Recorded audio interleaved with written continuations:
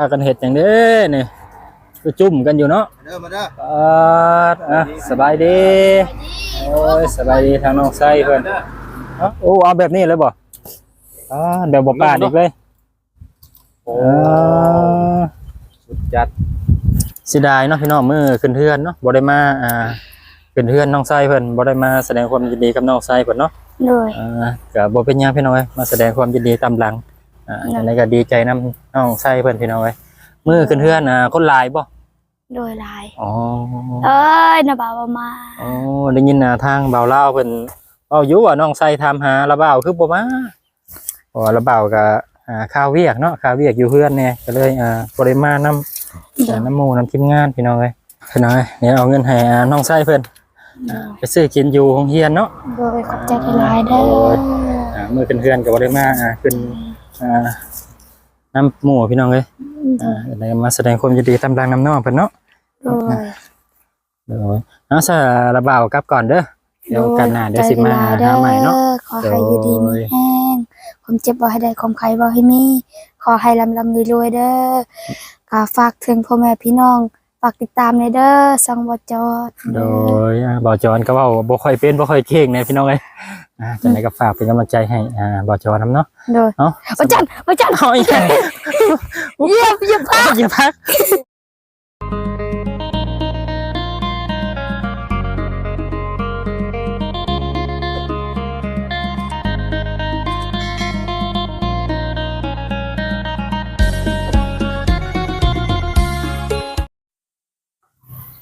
เอากับทักทายสบายดีเด้อพ่อพี่น้อง FC กันเบิดสุขสุขดบ่ว่าสิอยู่ทางฝั่งลาวฝั่งไทยหรือว่าทางต่างประเทศเนาะก็ยินดีต้อนรับเข้าสู่ช่อง YouTube บ่าวจอย Channel พ่อพี่น้องเอ้ยมื้อนี้ก็มาหาน้องไส้คือเก่าคือเดิมเนาะพ่อพี่น้องเมื่อวานนี้ก็ว่าสิมาหาน้องเพิ่นเนาะจะมาเดือนน้องน้ำเพิ่นพี่น้องเอ้ยเมื่อวานนี้มาหาน้องเพิ่นบ่อยู่พี่น้องเพิ่นไปโรงเรียนเนาะมื้อนี้มาหาน้องเพิ่นอีกพี่น้องเอ้ยผู้เนาะทางผู้พากันเห็ดอย่างเด้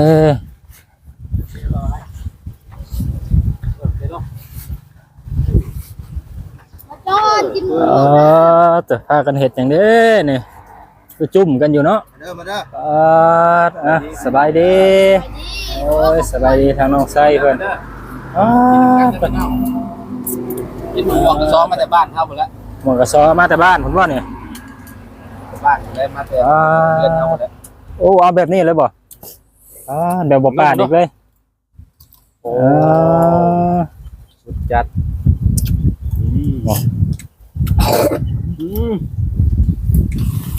ไปต้องปอกแบบน้องไส้แบบบ่ยันนั่นเลยแล้วบ่ยันยางบ่มันเหี่ยวเลยมันเหี่ยวแล้วบ่เหี่ยวบ่ค่อยมียางบันไดยางหลายเพราะมันใหม่ๆหลายเยอะเอาหรอนี่เรียบร้อยแจวปลาแดดพี่น้องเอ้ยต้องปาดเนาะแช่น้ำเนี่ยอันนี้เพราะว่าน้องไว้อันนี้เนาะมันยังใหม่อยู่หน่อยเนาะโอ้ยสมแขวพี่น้องเอ้ยเอาจักบาทก่อนนะเอาเลยหัวไปเจียวช่างเลยนะพี่น้องเอ้ยช่างบ้านเห็ดเงินกระมอนปะยินแล้วว่าอยู่บอกหมวกกระซอกำลังใหญ่เนาะอยู่ทางบ้านใหญ่แล้วป่ะช่างอยู่เห็ดอันน่าให้อันน้องมาก็โอเคอยู่แล้วจักข่อยยังบริเข้าไปจะเกลือเงินน้องมาก็แต่เห็ดของน้ำเพียงรู้ก็เพื่อนอันเห็ดเพื่อนเนี่ยอันเมน้องวีเนี่ยของนอนโอเคอยู่พอเรียวนี่เป็นพอเจ้าจีเห็ดได้กินไหมสีล่างก็เจ้าจีสีล่างมันง่วงปาดนี่เอาถิ่นนู้นเลยกินซิเบิร์ดเลยกินซิเบิร์ดเลยจังละมันมียาจะคำก่อน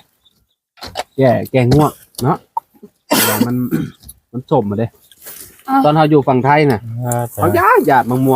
วงน้อยนี่พี่น้องเนาะ อื แต่ ม ว่ามันกินแล้วมันหอมๆเด้เนาะหยัดโบกเนาะบัดมันสุกเนาะอ๋อพี่น้องเอ้ยเนาะใกล้แล้วนี่ อีสุกหยัดโบงเอาเข่าใส่เนาะก็ โอ้ คือว่าค ข้า รั ว บ เหนียวหยัดโบกคักแล้ว ยัดมา เอามาเฮาก็เอาในมันออกเด้เจ้าก็เคยกินบ่ใช่คนมันนอกเฮากับสิมังม่วงนี่แหละคือว่าแบบคักแล้วพี่น้อง แม่ เนาะหยัดโบกพี่น้องเนาะโอ้เห็ดแบบนี้เลยเนาะ นี่เกี่ยวนะจ๊ะเนี่ย เจียวพริก อืม หมักส้มเนาะเจ้าก็ได้อ๋อพี่น้องเนาะเต็มปาก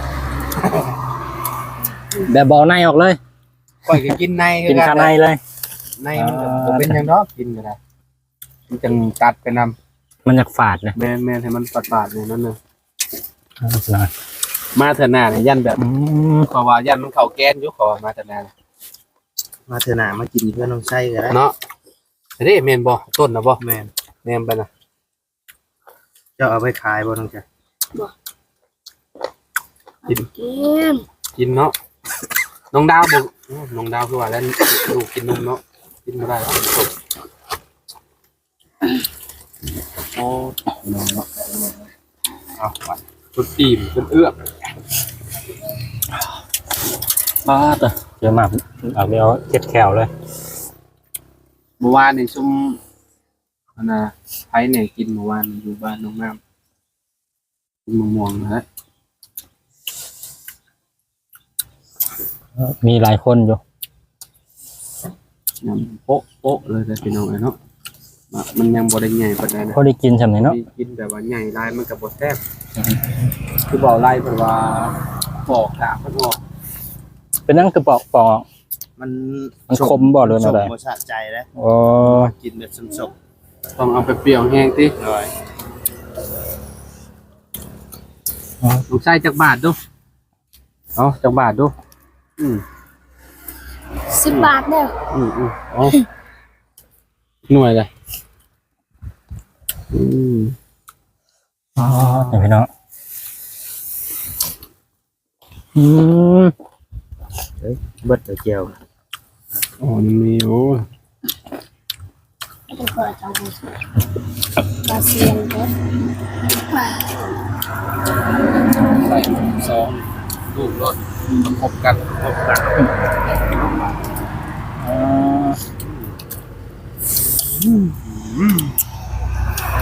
เห็นอับส่วน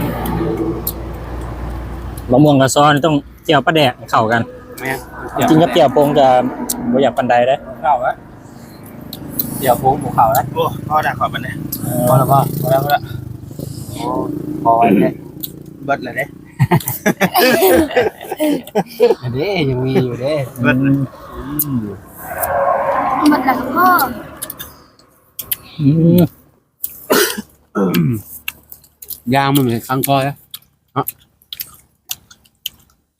คันคอได้พี่น้องนี่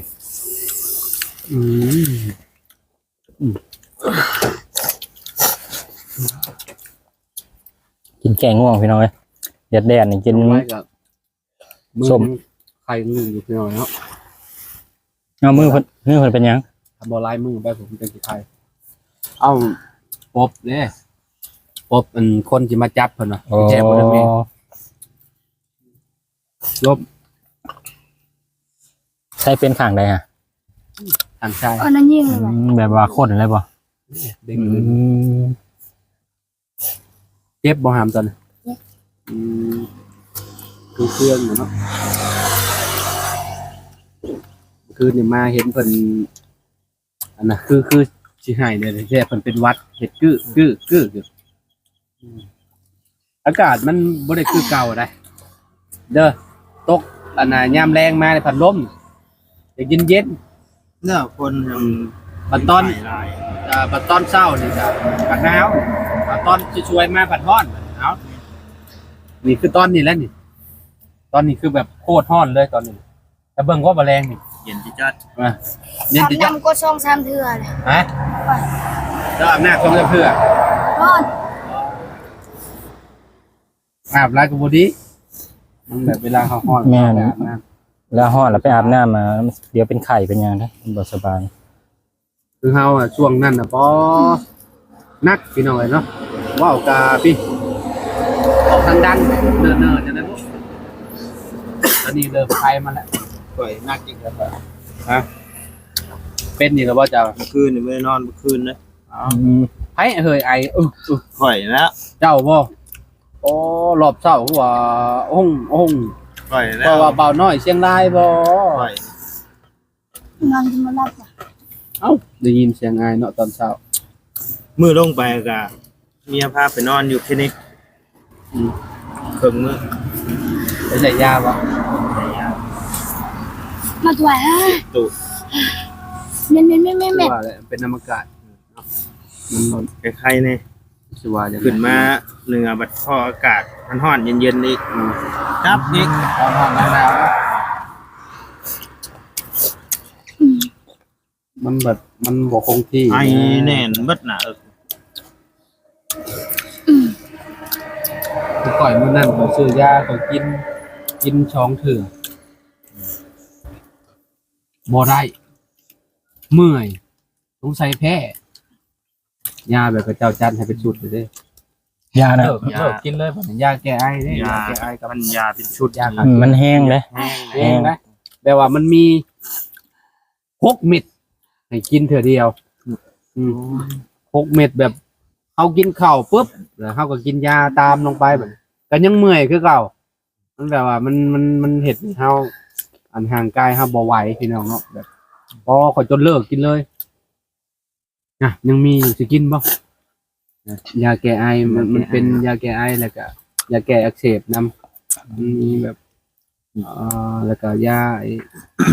อ้หลายอย่างนั่นแหละมีอยู่6 อย่างอยู่นั่น บ่คันเฮากินนะเฮ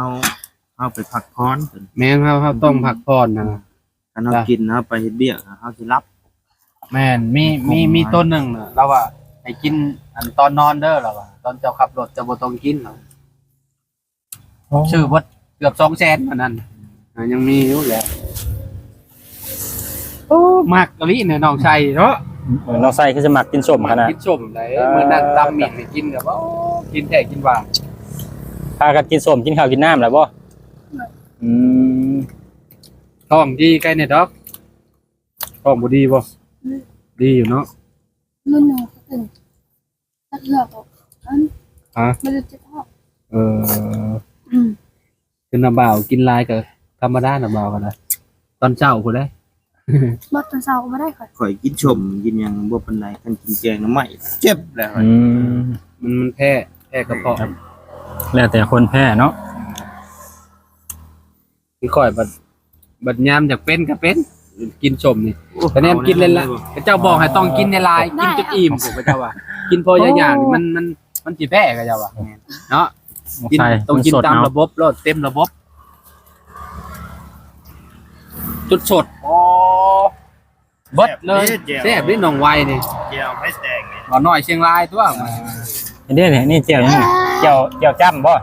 แจ่วจ้ำเด้แจ่วจ้ำกินกับป่นกับหยังกับ กินกับข้าวบ่หรือ ปิ้ง ว่า เด้ อืม มื้อนั้นเรา อ่อน ได้หยังมาบุมื้อนั้นนั่งกินนำกัน ได้สัตว์ป่ามา ได้ชัดปลามาแล้วก็เฮ็ดป่นอันนี้มาป่นหมกพริกมา เจียวแมงดาบ่จังนี่บ่แม่น แก้วยังไงหมดแล้ว อ๋อ น้ำตาลมัน โอ้โห น้ำตาลอยู่พี่เนาะ เด่นนี่มาจังซี่เอาบ่แม่นบ่ ปอกมันอะไรเปลือกมัน ก็ เอาอะไรมันอันนั้นปอกเอาคักเลยน้องชายเนาะ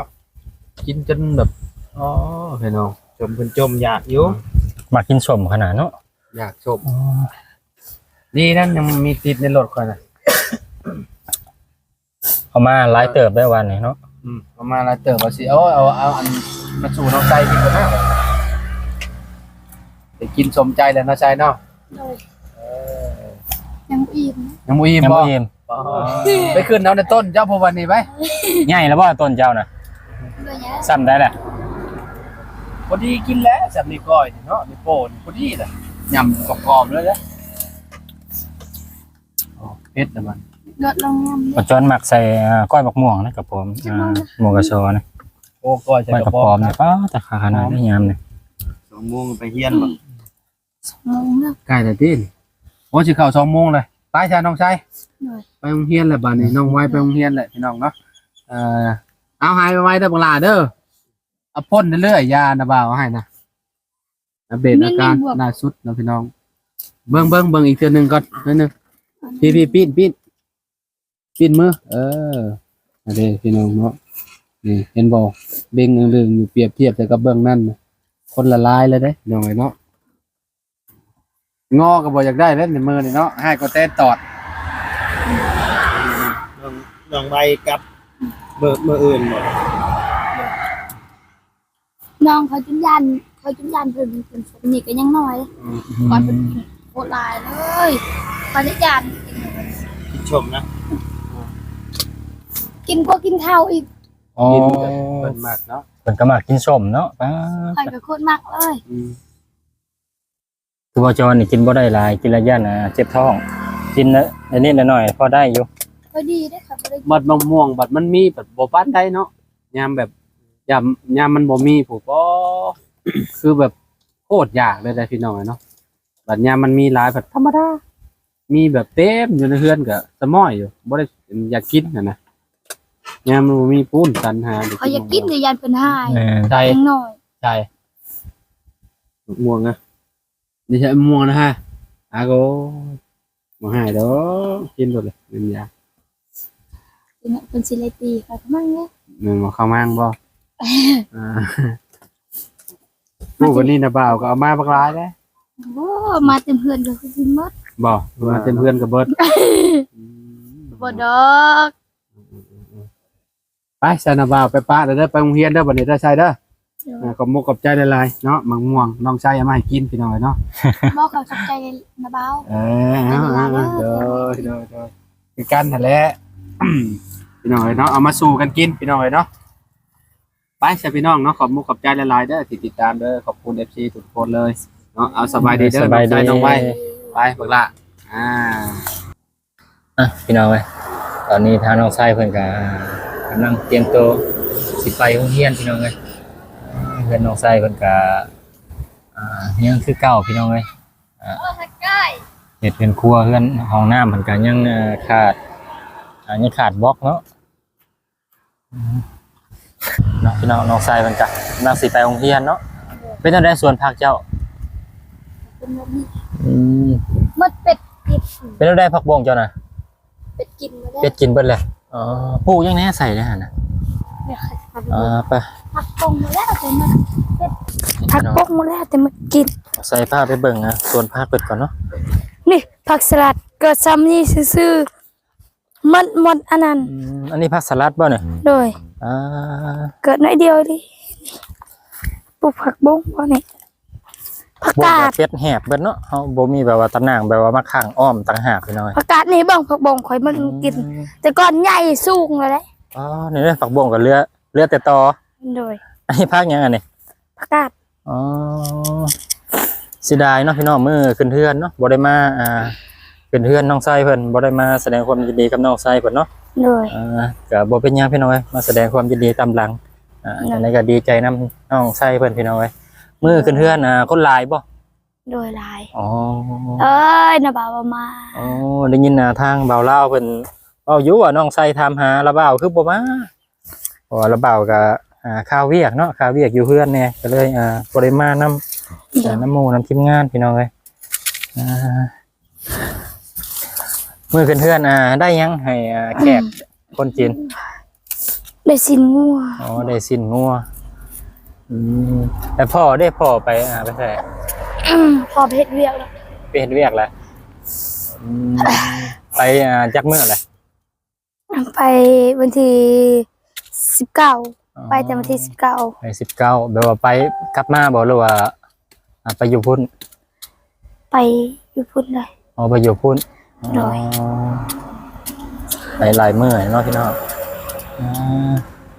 กำลังสิไปโรงเรียนเนาะตอนนี้จักโมงเลย 2 โมงครับ อ๋อ2 โมง